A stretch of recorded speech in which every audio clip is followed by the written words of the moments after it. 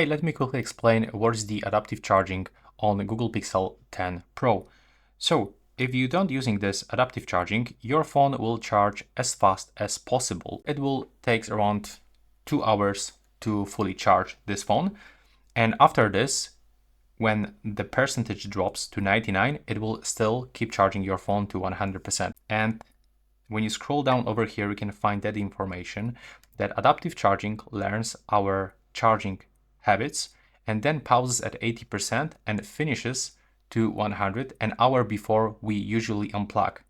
So if I'm gonna use that phone for like 1 week and I got the same schedule from Monday to Friday, let's say, like if I'm gonna plug this one around 10 p.m., so it will quickly charge the phone up to 80%, then it will stop charging.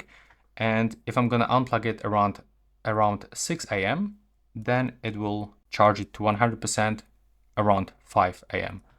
And that's basically what it means, and that's how it actually works.